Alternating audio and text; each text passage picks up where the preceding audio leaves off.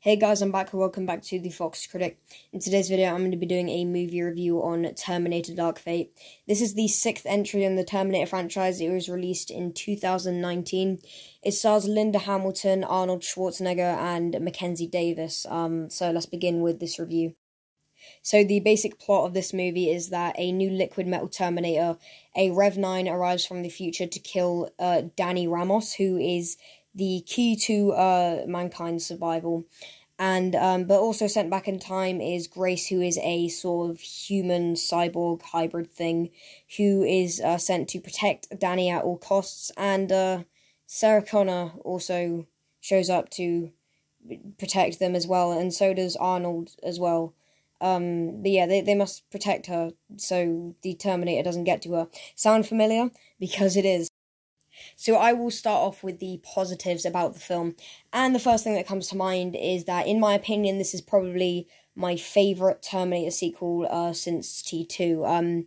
This feels like a decent follow-up to Terminator 2, and it feels the most like a Terminator movie that we've had since Terminator 2 or Terminator 3. Every single Terminator sequel up to this point, apart from T2, they'd been rated 12 or PG-13 America,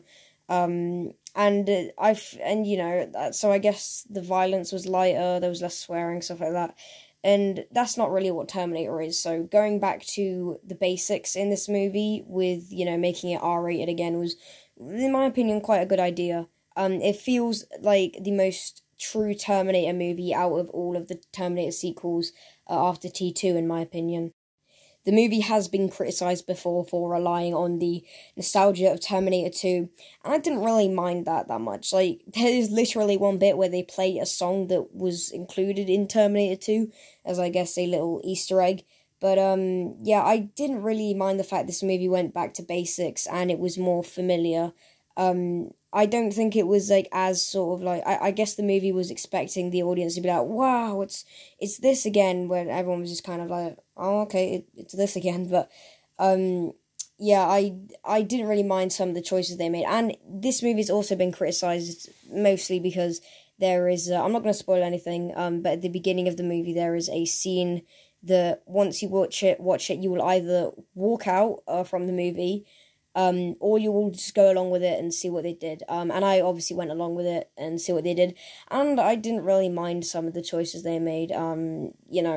This movie was totally unnecessary and didn't need to exist, but I think it was all right that they went with change in that scene. I also obviously love the fact that, Linda Hamilton is back after 28 years, Arnold Schwarzenegger's in this movie again.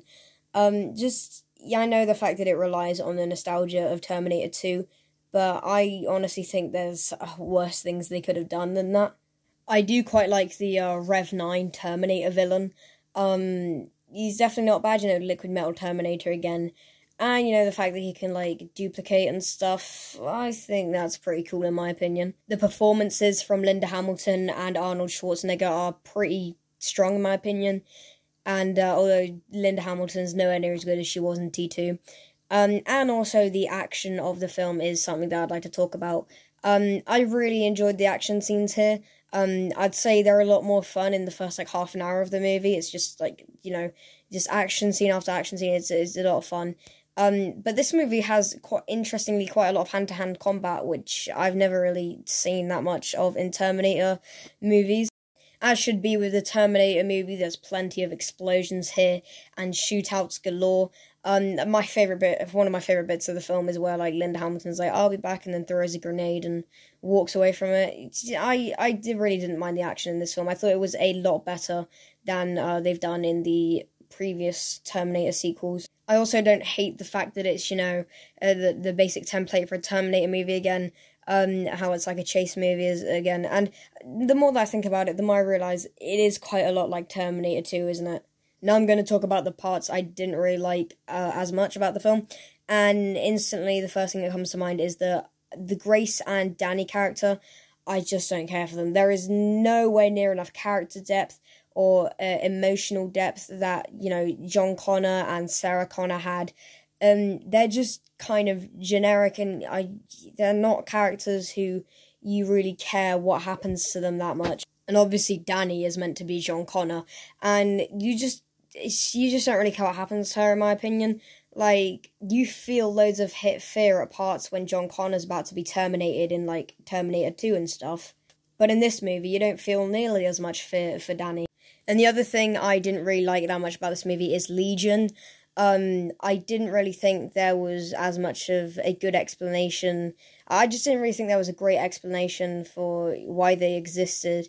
It was just like, oh, humans didn't learn, so they happened again. And you don't really feel as scared of them as you do with Skynet. In the end, I do understand if you didn't like this movie. It does, that like opening scene I was talking about does hurt the Terminator franchise quite a bit, and I'm sure it would upset, like long time fans of Terminator 2. However, just watch this movie and then look back on Terminator Genisys. Like, which one was less silly? Which one was better? Definitely in this one, in my opinion. It was this one, in my opinion. So in the end, I would give this movie a 7 out of 10. It's not amazing, it's not like a brilliant Terminator movie, it's just way better than the other sequels in my opinion, and definitely my favourite since Judgment Day. So thank you very much for watching this review. If you did enjoy, please remember to like, comment, share, and subscribe if you want to. And until next time, bye bye.